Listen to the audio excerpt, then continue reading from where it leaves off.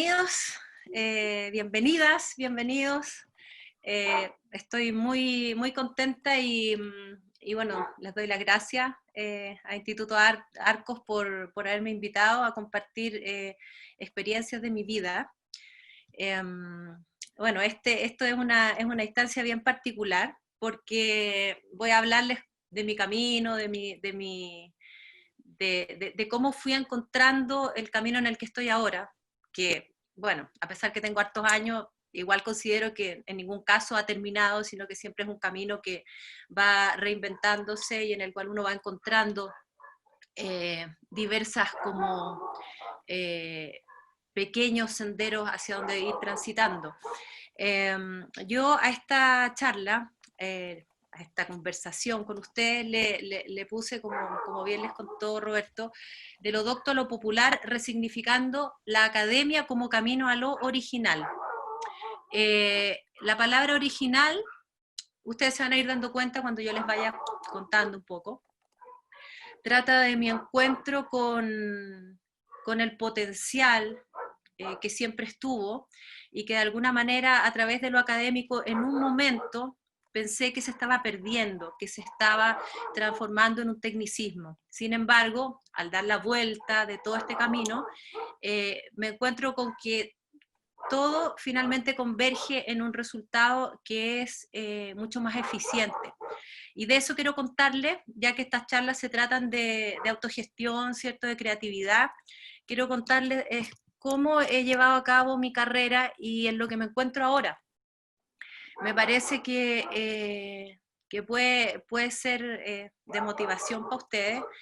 Yo soy una persona que vivo 100% de la música y ahí partimos como rompiendo una especie de mito de que no se puede vivir de la música.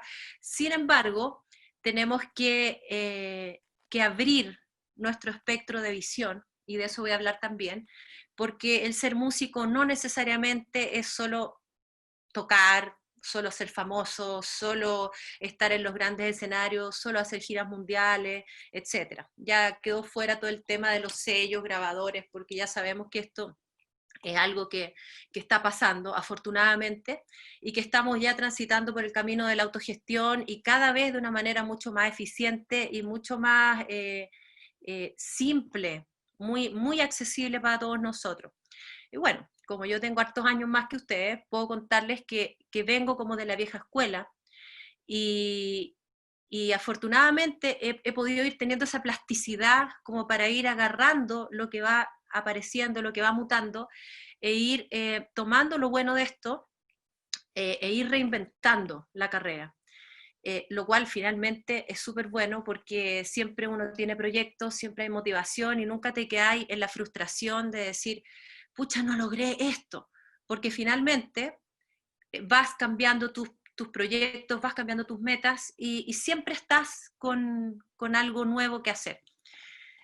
Y bueno, ordenando un poco lo que les quiero contar, voy a partir, voy a tratar de ser lo más breve posible porque esta parte a lo mejor les puede aburrir, pero creo que todo es interesante. Les voy a contar cómo comencé yo en mi camino a la música. En la época en que yo partí con la música, era una época en que muchos músicos de ahora cuentan que a ellos les fue súper difícil, que sus familias les apoyaran.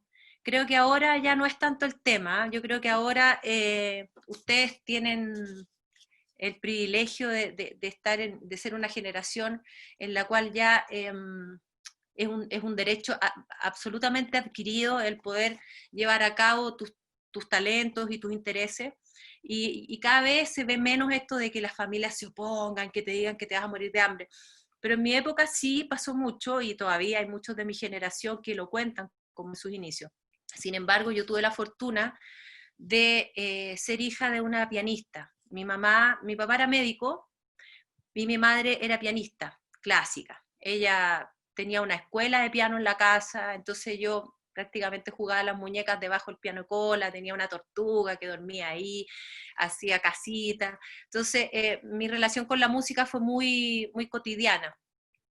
Ahora, eso no significa que yo por eso iba a ser músico. También me tiraba bastante la parte de la fisiología, me tiraba harto el tema como de la biología y en algún momento también me interesó el área de la medicina.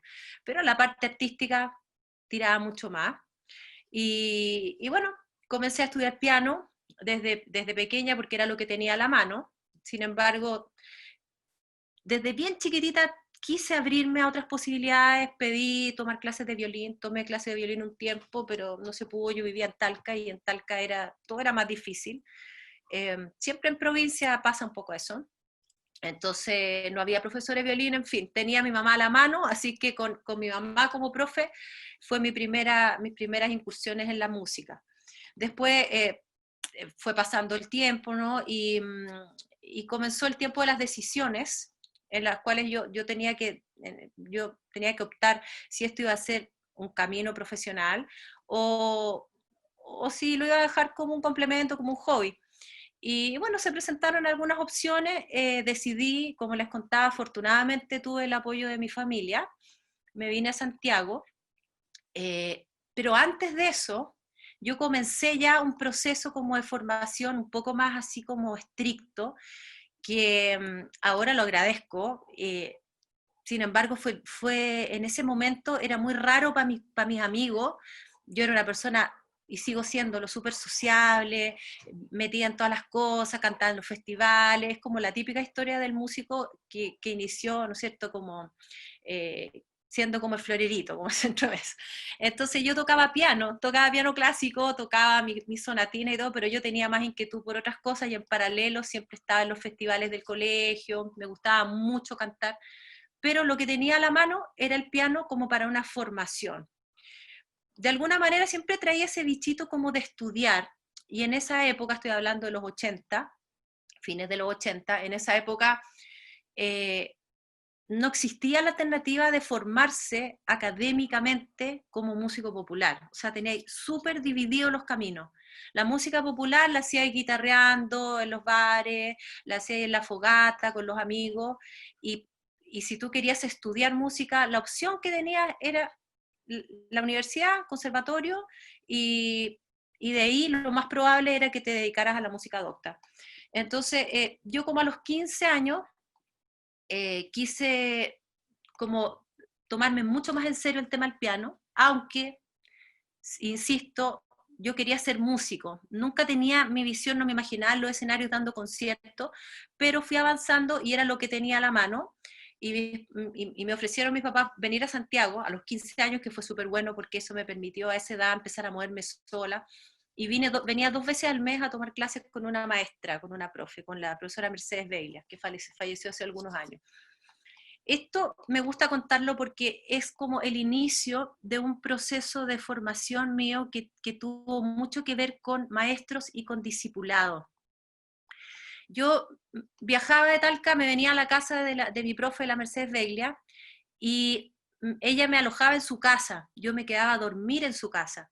Yo tomaba la clase, pero además de eso salíamos a caminar, salíamos a pasear el perro, almorzábamos, yo me quedaba en su casa. Y esa experiencia fue súper marcadora porque cuando tú tienes esa relación maestro-discípulo, eh, luego cuando tú eres profe, yo soy súper profe, yo no estudié pedagogía, estudié licenciatura en música, pero yo amo enseñar por una cuestión así como de adentro, tal vez llegó de mi madre, no sé. Cuando tú eres profesor, profesora, cuando tú eres profe, esa cosa como de ser como discipulador de tu alumno, que es como más holística, completa, exquisita, y tú puedes de alguna forma transmitir tu experiencia mucho más profundamente. O sea, después yo repliqué lo mismo. Yo muchas veces tuve alumnas en mi casa que vivían fuera de Santiago y no tenían dónde quedarse, se quedaban en mi casa y participaban de mi vida. Y, y bueno, yo viví esa experiencia desde los 15 años. Y luego entré a la Universidad de Chile, a la Facultad de Arte, a estudiar licenciatura en música, pasando por unos procesos de selección, no sé cómo será en esta época, pero en esa época era como que te ganaba un premio, ya entrar a estudiar una de estas carreras, postulaban 200 y quedaban 10, una cosa así. Entonces, bueno, fue un periodo universitario bien interesante, en el cual yo siempre, y esto es lo que quiero irles como contando, siempre quise abrirme a más opciones en la música.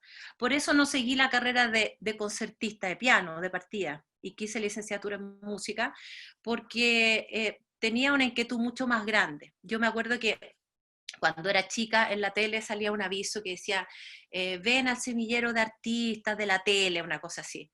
Y yo sufría porque no me podía meter al semillero de artistas porque estaba en Talca.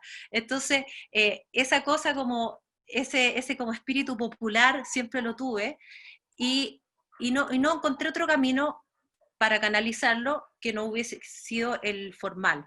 Entonces entré a la Facultad de Arte de la Chile y comencé mis estudios formales en paralelo con el piano.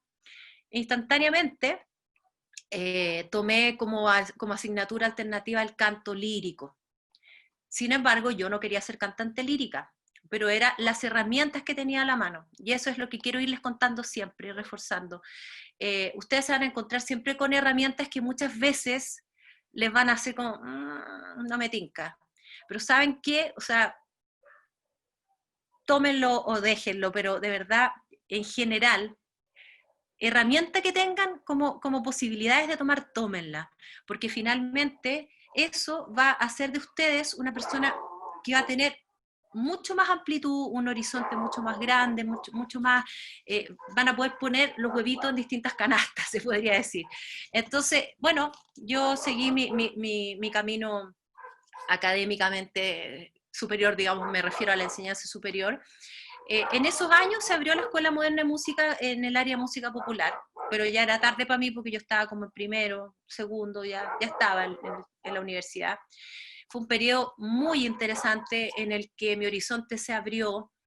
En algún momento me quise dedicar a la musicología, algo que estoy pensando ahora en retomar, en hacer un magíster en musicología, ahora después que ya crié a mi hijo, en fin. Pero me empecé a interesar en la investigación, en cosas que no se me habrían ocurrido en ese momento. Sin embargo, siempre mi deseo por dedicarme a la música popular estaba ahí, presente. Y cada vez que aparecía algo, alguna oportunidad de meterme en algo popular, lo hacía. Y en paralelo seguía con mi piano formal, ¿cierto? Y con el canto lírico, que empezó a transformar de alguna manera mi manera de cantar. Yo antes cantaba en los festivales, me iba bastante bien, y empecé con el canto lírico, y de pronto como que mis parámetros de evaluación de la voz empezaron a cambiar. Cuando empezaron a cambiar, yo empecé a cantar, seguía cantando popular y encontraba que lo estaba haciendo fantástico, me metía a los festivales y me empezó a ir mal en los festivales. Entonces yo decía, ¿qué pasó? Si estoy formándome, sé mucho más. Ya sé, yo creía que ya sabía mucho, entonces yo decía, pero yo ya sé, entonces, ¿por qué si ahora estoy en este festival y estoy hablando que tenía 18 años, ¿no? En la inmadurez, yo decía, pucha, todos estos otros que participan no estudian canto, y yo estudio canto, ¿y por qué no pasé ni a la segunda etapa? Entonces, todo esto se empieza a explicar después más adelante. Quiero decirles también, entre paréntesis, que eh, el camino de la madurez, eh, hay que darle la bienvenida al camino de la madurez, chiquillos, porque vivimos en una cultura en la cual se tiende como a levantar muy rápido a nivel como mediático, digamos, a personas que aún no están tan maduras artísticamente hablando. Y esto finalmente puede ser como lucecitas que se apagan muy rápido.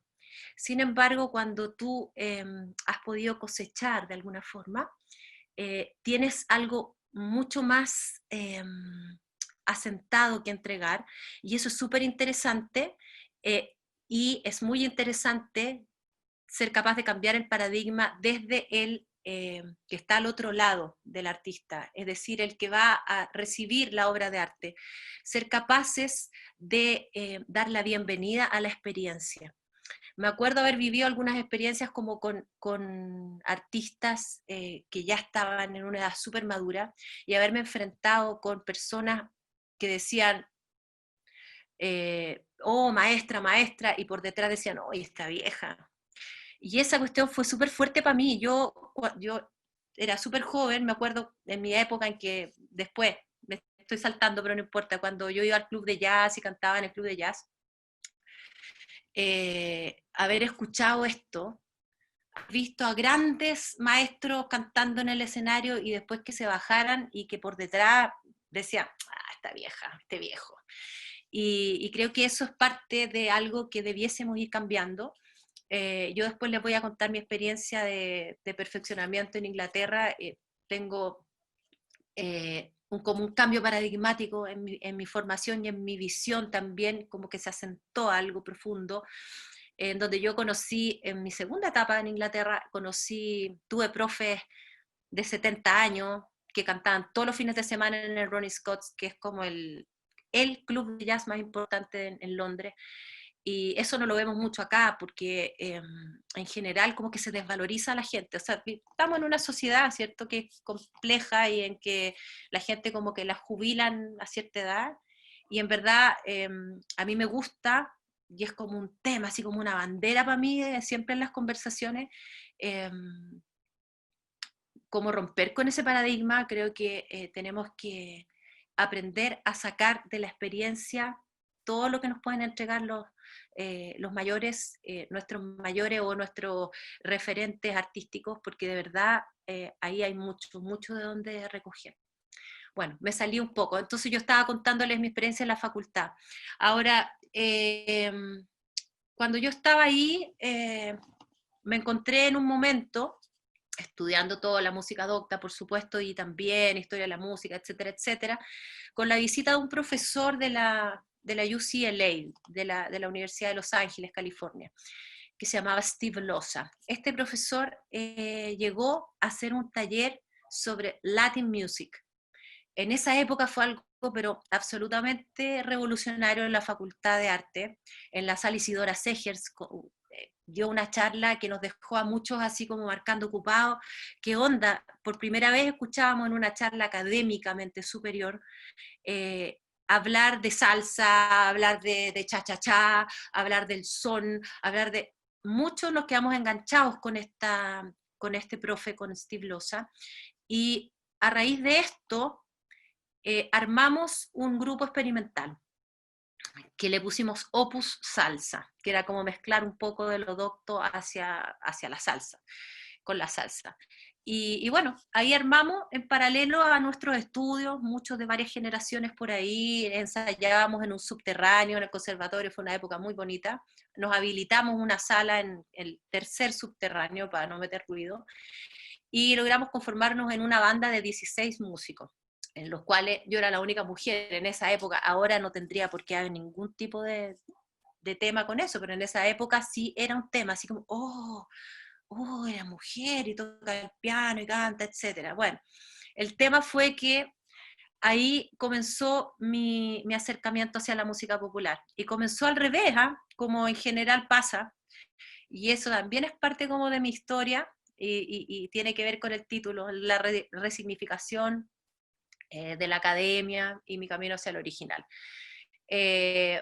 Comencé a acercarme a la salsa de una manera súper académica, muy, muy extraño.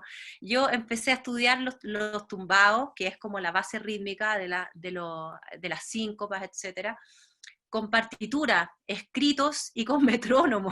Es una cuestión súper rara, súper loca, porque la historia en general es al revés. O sea, uno va creciendo, le gusta la música, empieza a sacar los temas por oreja, se mete a YouTube ahora, ¿cierto? Saca los temas, tenéis tutoriales, un montón de cosas. Bueno, en esa época tú grabáis los temas de la radio y los sacáis por oreja. Pero yo no, yo venía de la escuela, de tener a una mamá en la casa que cuando yo trataba de sacar el cumpleaños feliz en el piano me decía, no juegue.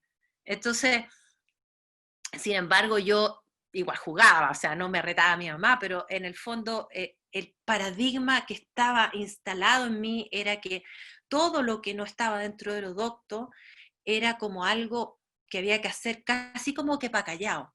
Entonces, cuando yo empecé a tocar en Opus Salsa, que empecé a tocar piano y a cantar, pero cantaba poco, yo quería cantar, pero el vocalista eran tres hombres, entonces yo quiero cantar. Al final me daban un bolero, dos boleros, y yo me paraba el piano, y era feliz. Pero básicamente empecé a tocar piano, con metrónomo y todo. Al final de tanto metrónomo, solté el metrónomo y empecé a asimilar el tumbado, pero siempre de una manera como súper al revés de lo acostumbrado, viniendo lo docto. Además, que yo me cerraba en unas salas con doble puerta para que mi profesora de piano no me cachara que yo estaba tocando salsa. Yo estaba tocando Beethoven y todo, y después me iba a estudiar los tumbados así, me quedaba en mi casa hasta las 3, 4 de la mañana con el metrónomo para sentir la síncopa, para sentir la síncopa. Entre paréntesis, yo creo que en este mundo en general, los que podemos lograr cosas somos los obsesivos. Yo me catalogo dentro de esas personas un poco obsesivas que cuando quiero lograr algo, no duermo, se me olvida comer, no sé. Y ese periodo fue así, fue súper interesante. Logré tocar en esta banda durante 2 o 3 años. Ya egresé de la universidad, eh, habiendo tocado un par de años en Opus Salsa, creo. Nos invitaban al club de jazz, y ahí comenzó un camino mío como paralelo en la música popular. Yo tocaba salsa, nos invitaban al club de jazz y creían que yo era pianista de jazz, y me invitaban al club de jazz, y yo no tenía idea de jazz. Entonces ahí otra vez tuve que empezar a estudiar. Me acuerdo que me invitaron en paralelo empecé a cantar, porque esa es la otra parte. Yo estudié canto lírico, pero cuando empecé a darme cuenta que había cambiado mi manera de cantar popular por una manera como lírica, por decirlo de una manera así súper, súper como tradicional, porque no, en realidad no hay diferencia, vamos a hablar un poco de eso también. No debiese haber diferencia, hay una diferencia estilística y de época, más bien, de enfoque de la voz, básicamente. Bueno, en esa época yo empecé a cantar todas las canciones que yo cantaba con una técnica un tanto artificial que recreaba la escuela del bel canto de 1700, de 1800. Entonces, que eso es, en el fondo, el canto lírico. No es más que eso, es un estilo, ¿no es cierto?, musical, que recrea una época en la cual era necesario cantar de una forma. Eso yo no lo sabía, sin embargo yo estudiaba canto, aprendí la técnica y empecé a cantar con esa forma de cantar, y sonaba raro, obvio. Entonces yo me presentaba a los festivales y era muy correcta para cantar los boleros, y era una cuestión que yo tampoco lo sentía. Entonces comenzó ahí una especie como de contradicción, de no comprender qué es lo que estaba pasando, si yo estaba estudiando, porque de alguna manera de repente iba a grabar algo y me decían, oye, pero esto siempre yo lo hablo, lo digo, lo cuento, te falta calle, mucha técnica, pero te falta calle. Y yo decía, pucha, pero yo estoy estudiando, estoy aprendiendo muchas cosas, ¿por qué me pasa esto? Si es todo lo contrario, o sea, si yo estoy aprendiendo más cosas, debería estar haciéndolo mejor. Entonces, esta cosa empezó a darme vuelta. Egresé de la universidad, eh, comencé, seguí en paralelo al canto lírico a tomar clases con una maestra de esa época que se llama Inés Delano, que es una maestra que formó a muchos, muchos, muchos cantantes de mi generación. Fue como la primera profe que se salió de la, o sea, se salió como de este paradigma de que lo único que podía enseñar era el bel canto, digamos. Y y varias generaciones de músicos pasamos por su casa, sus clases particulares que eran en su casa, y hay toda una historia, y esta profe hizo escuela, porque también de alguna manera ella era como que nos discipulaba, tomábamos tecito con ella todos los años se celebraba el cumpleaños con todos sus alumnos. Entonces, siempre rescato esta parte como del discipulado. También, entre paréntesis, en la facultad, cuando yo estaba como en segundo o tercer año, conocí a Ernesto Holman, uno de los grandes bajistas, no sé si ustedes lo ubican, que tiene ahora el trío de Ethno Jazz, que han ganado los discos, eh, ahora Premio Pulsar el año pasado, creo, con un disco de Ethno Jazz, que, bueno, es un gran bajista, un músico que ha investigado durante más de la mitad de su vida en la música de raíz chilena y la ha mezclado con el jazz, pero como muy de raíz, o sea, él se fue a estar con el pueblo mapuche, se fue a tocar las pifilcas, yo tuve conversaciones con él, se dedicó un tiempo solamente a tocar vasijas de greda de distintos tamaños, siendo un bajista que fue uno de los precursores del uso del fretless, etc. Estoy hablando de él ahora, como un músico ultra vigente. Ahora, en esa época, él fue a la Facultad de Arte y dijo, quiero disipular a alguien. Entonces le dijeron, mira, esta chiquilla que deben haberle dicho, ¿no? Que es muy interesada en lo popular, qué sé yo. Y también ahí viví una experiencia de discipulado muy interesante. Estuve un año más o menos yendo donde Ernesto Holman a su casa, y él no me enseñaba, simplemente tocábamos, no me hacía clase, yo no le pagaba. Él quiso de alguna manera, siendo en esa época bastante joven, como traspasar su experiencia a alguien. Y viví también eso, otro maestro que tuve. O sea, también para mí ha sido súper importante esto de los maestros, que no hablo no quiero que piense que estoy hablando de una visión como alguien superior y yo mirando para arriba, sino que este acompañamiento, este proceso súper lindo de ir envolviéndote con esta persona que de alguna forma va como traspasando su experiencia y no solamente a través de tecnicismos, sino a través de la vida, a través de cómo él enfoca la vida, a través de cómo esta persona enfoca el quehacer, de su visión del arte, y eso solamente se da cuando hay una relación que va un poco más allá, ¿no? Que no es solamente el aula, sino que tú tienes la posibilidad de compartir un café, de compartir parte de la vida. Bueno, entonces eh, pasó el tiempo de la Opus Salsa, yo ahí me enganché con el jazz de manera siempre de la misma forma, súper autodidacta, teniendo una base teórica grande. Tuve que empezar como a navegar en las aguas de la música popular de una manera súper autodidacta, que en ese momento me hizo como dividir las aguas de alguna forma y pensar para qué estudié todo esto, y como bien matea, yo era como que estudiaba cuando tenía que hacer análisis. Por ejemplo, me acuerdo una vez que tuve que analizar una obra de Mozart grande, partitura en mano, escuchando la música, creo que como a las 5 de la mañana me puse a llorar. Yo me acuerdo de esa experiencia porque mi experiencia con el análisis formal fue súper sensorial, fue súper sensible.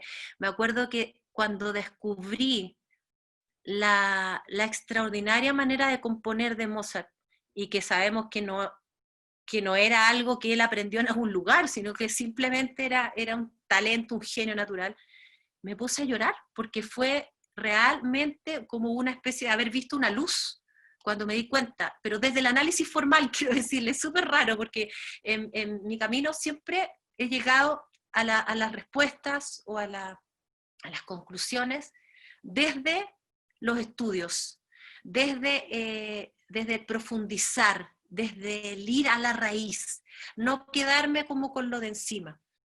Y de eso también quiero contarle, o sea, cuando yo salí de la universidad, empecé ya a hacer clases y me daba cuenta, clases de canto, me daba cuenta que me faltaba base teórica, que había aprendido mucho por ensayo y error.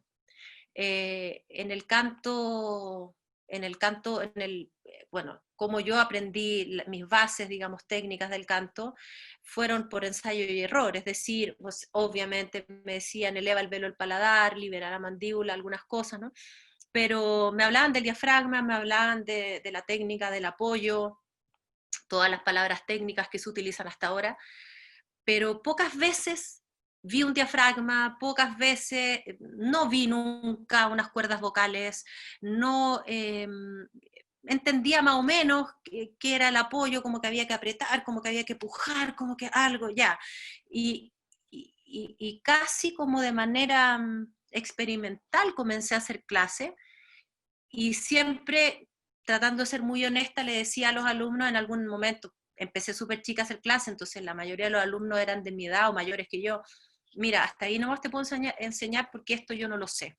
Hasta que llegó un momento en que, bueno, yo seguí cantando, ahí en esa época empecé a cantar con De Quirusa, consideraba que ya estaba cantando un poco menos lírico, pasé, digamos, por la formación del canto lírico, pero no me quedé ahí, sino que, bueno, egresé de la universidad y terminé, para cerrar un poco esto, terminé mis estudios de piano clásico y me quise dedicar a lo popular 100%, una vez que egresé de licenciatura. Entonces estaba en esto, estudiando con Inés Délano, como que fui poniendo más blusera mi voz de alguna forma.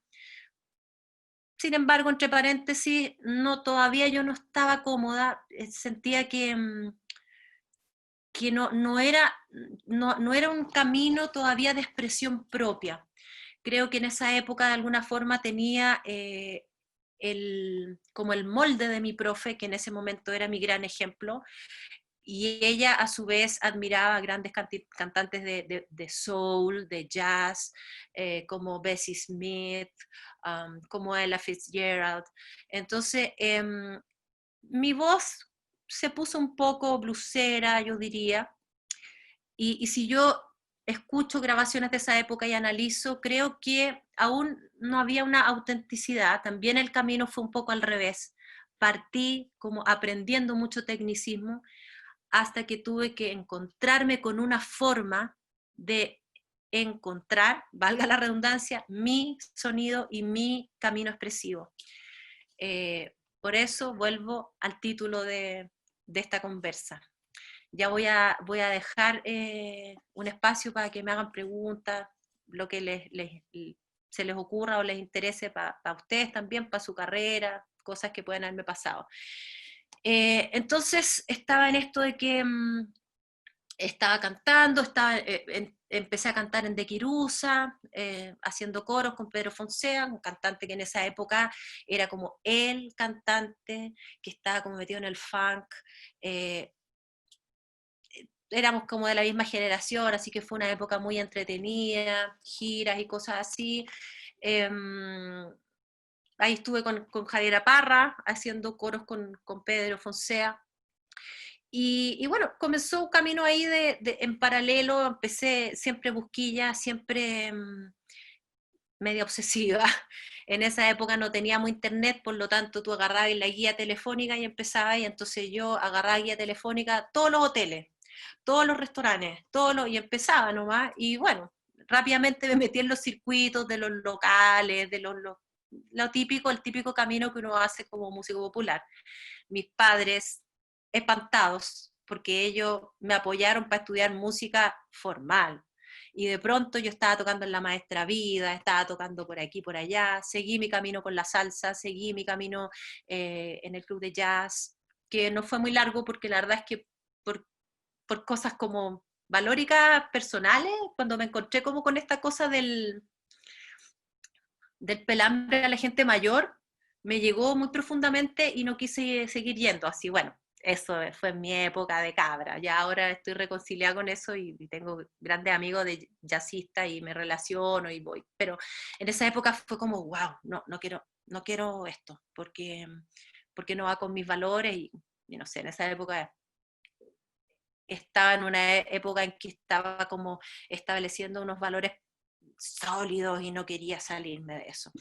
Entonces, bueno, estaba en esto, me fui, me acuerdo, una temporada con una banda que tuve con unas chiquillas, que hicimos un grupo de mujeres, en la misma época que se formó Mama Soul, yo tenía otro grupo de mujeres ahí y estábamos, fue una época así donde éramos dos bandas de mujeres.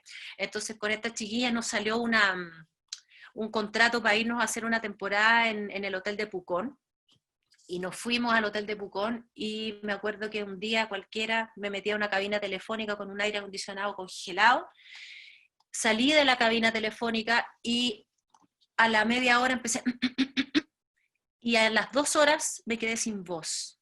Chiquillos, fue terrible, o sea, una cuestión que no se la deseo a nadie, estar con un contrato en que tenéis que cantar todos los días y de pronto te quedas sin voz.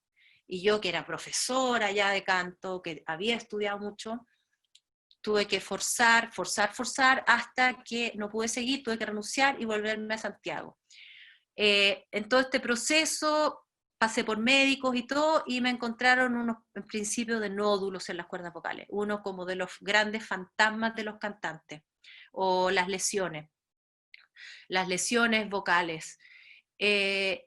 A partir de esto, bueno, me mandaron a fonoaudiólogo, hice todo el tratamiento, fue como bien engorroso, terrible, reposo vocal, me acuerdo una semana escribiendo en una pizarrita, y yo dije, no gasto más en fonoaudiólogo, voy a estudiar fonoaudiología. Siempre en esta cosa media obsesiva, y además que estaba siempre con la inquietud, yo estaba ya haciendo clase y dije, bueno, de partida no puedo estar enseñando y haberme generado nódulo, esto no está bien, algo me falta, algo pasa. Y por esas cosas como de la juventud, fonoaudiología duraba 5 años, y dije, voy a egresar muy vieja. Miren, la tontera grande, voy a egresar muy vieja, y encontré una carrera que se llamaba técnico en fonoaudiología, TAF, técnico asistente de fonoaudiología, algo así, que ya no existe, porque le hizo como la competencia a la fonoaudiología y fue como bien terrible, entonces egresamos como 3 generaciones, creo, si es que, de TAF, y en un instituto profesional, y bueno, se acabó. Pero entré a estudiar esto que duraba un año menos que fonoaudiología, ahí se me abrió otro mundo gigantesco, también teórico, muy teórico, el de la fisiología de la anatomía de la voz. Por supuesto que también aprendí todo lo que tiene que ver con la fonoaudiología, también el trabajo con el espectro de la gente sorda, pero yo quería saber de voz, quería saber de voz, quería saber de voz.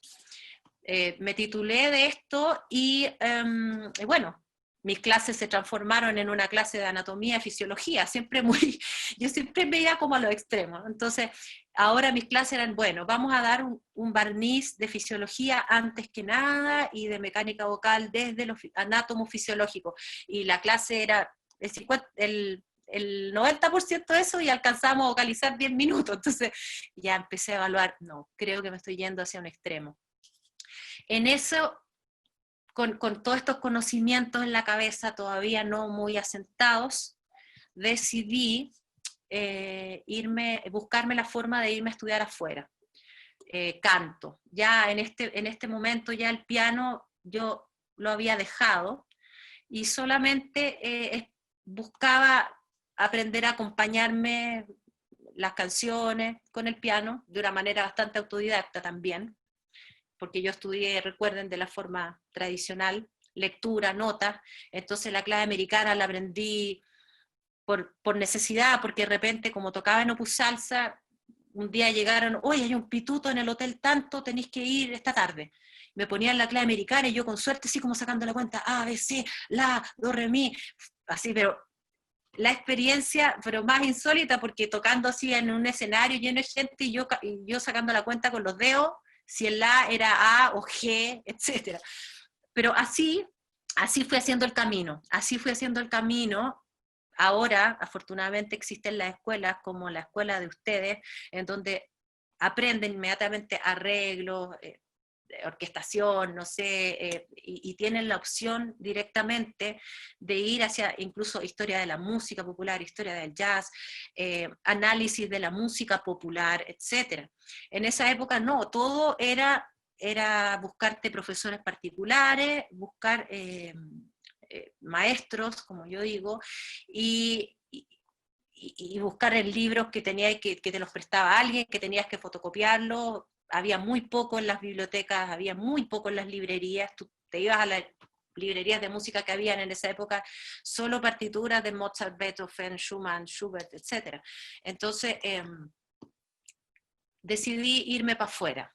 Entonces me metí a un festival por ahí, le puse color, me gané un premio, y con esa plata, más apoyo de mi familia, afortunadamente tuve el respaldo ahí, aparece mi madre, música, así como por fin esta niñita, bueno, ya, de primero ya había estudiado una segunda carrera, lo cual hizo reivindicarme un poco con mi familia, y mi papá médico chocho además, porque yo empecé a pedirle sus libros de anatomía y se me activó toda una parte que yo sabía que estaba, pero que no sabía que me interesaba tanto.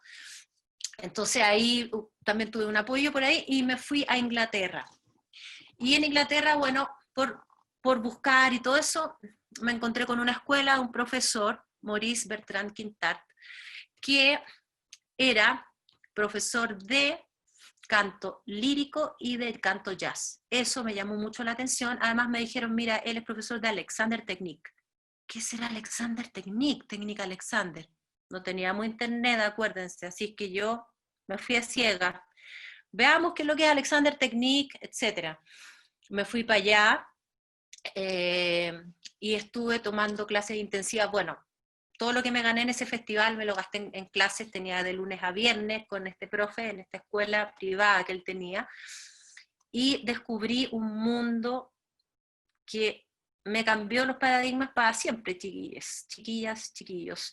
Estoy hablando de fines de los 90. Me encontré con una persona que era profesor universitario de jazz y de ópera. Y me encontré con una persona que tú entrabas a su sala de clase y tenía un esqueleto parado tamaño natural, tenía un piano, tenía equipos de amplificación y tenía una camilla.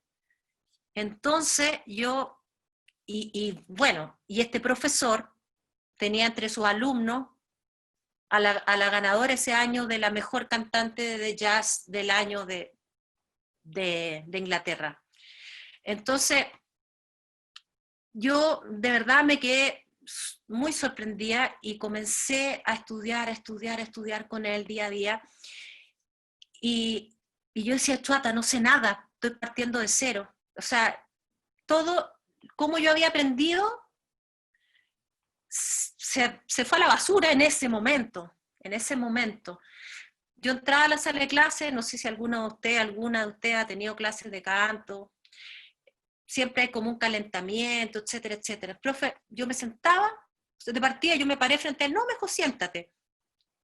Bueno, la clase la hice sentada, inmediatamente partíamos con ejercicio, unos ejercicios súper distintos, muy como desestructurantes, y sin calentamiento previo, había otras cosas de las que él me hablaba. Y bueno, un día dentro de toda esta formación que era, para mí era extraordinaria, que yo le sacaba el jugo, él estaba feliz porque había algunos ejercicios muy, muy complejos que como que hacían que a uno se le cayeran los mocos. Entonces me pasaba conforme, decía, ¿te incomoda este ejercicio? No, no, yo quiero seguir, yo quiero. Y a él le encantaba porque yo quería todo y yo sentía que me corría una gotita de transpiración y me llegaba hasta el tobillo. Y eso me gustaba. Así, a mí siempre me gusta esta cosa de trabajar duro. Y yo decía, esto me va a servir, pero no sé cómo, pero me va a servir. Entonces yo seguía.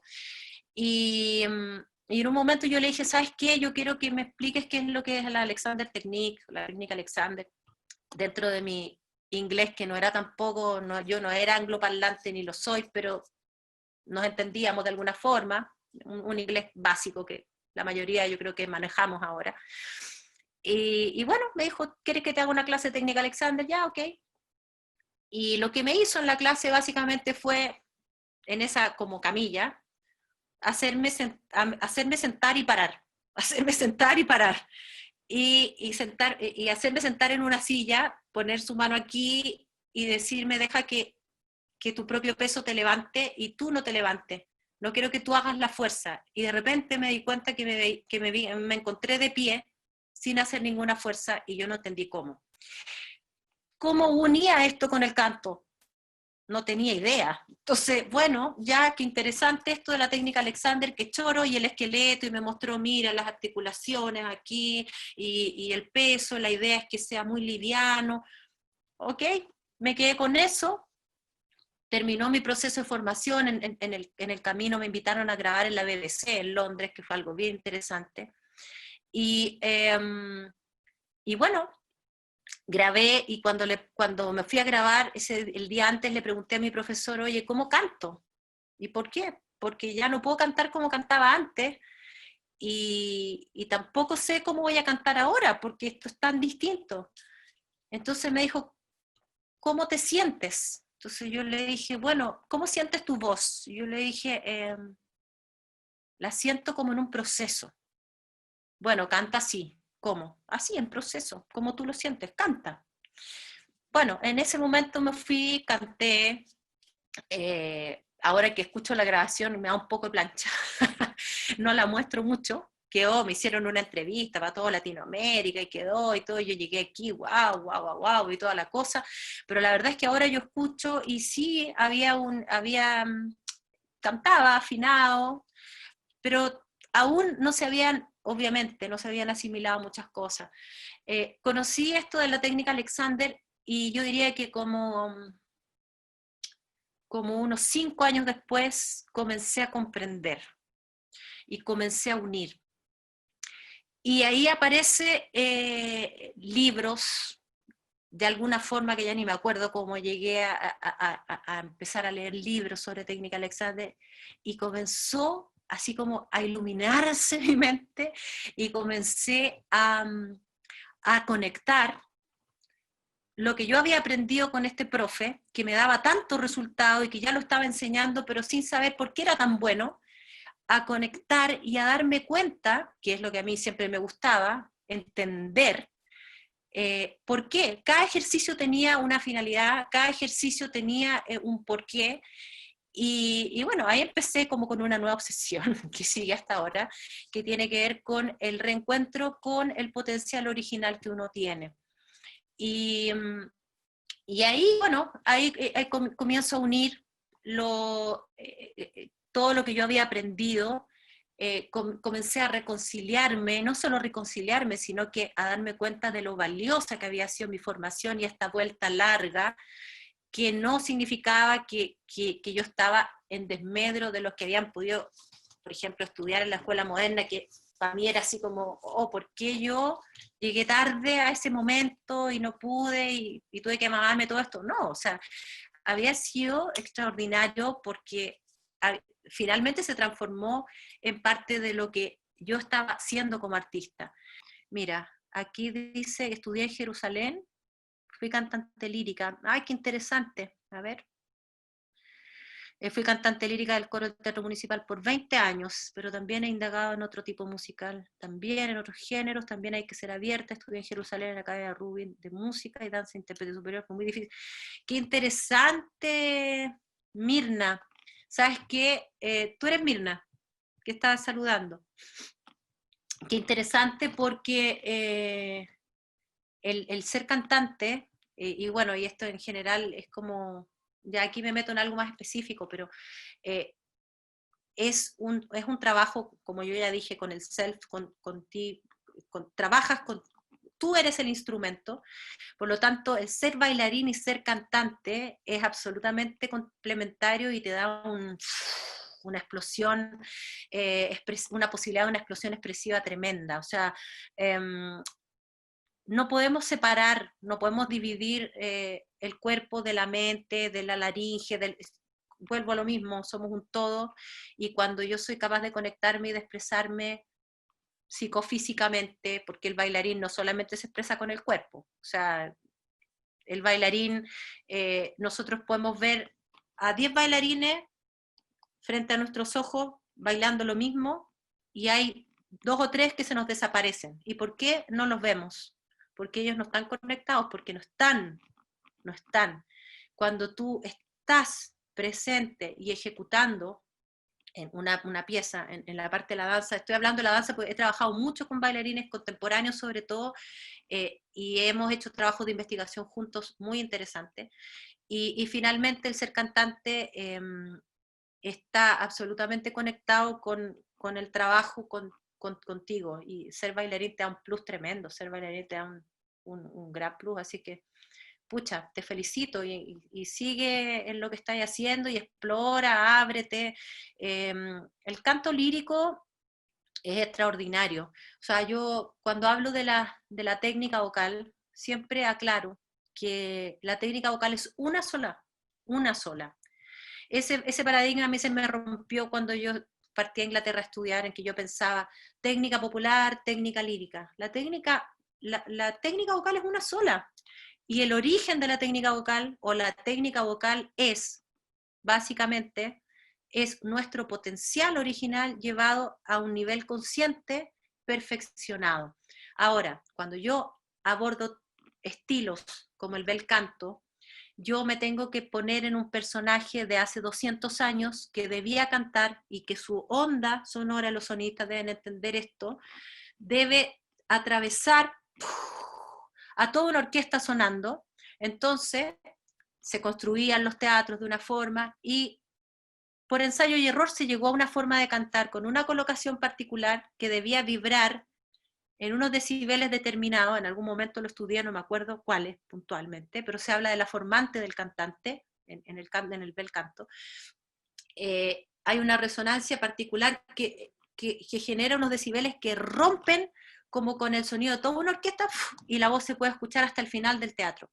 Y esto es lo que genera, sí, Mirna acierte, esto es lo que genera esta técnica o este sonido que es particular, que tú decís, que es como canto lírico, no es nada, es un estilo al que nosotros tenemos que abordarlo de una forma particular.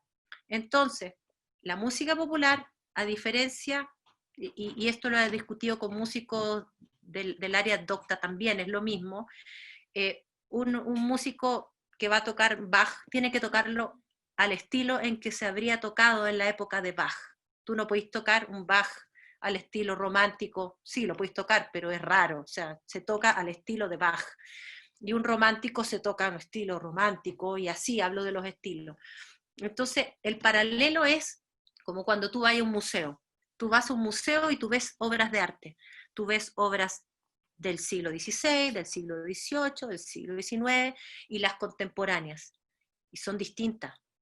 En la música, en el canto, en la música popular y en el canto específicamente, hay un desarrollo constante, dinámico, y tenemos la posibilidad de explorar y de buscar, y tenemos micrófono y tenemos amplificación, por lo tanto no necesitamos buscar la formante del cantante, sino que buscar un resultado fisiológicamente sano, cómodo, que podamos disfrutar y desde ahí expresar.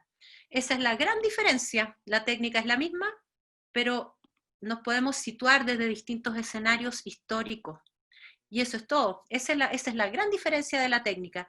Y a mí ahí cuando se me alumbró esa ampolleta me cambió toda la visión, porque yo vengo de la escuela en que te decían, o esto o esto.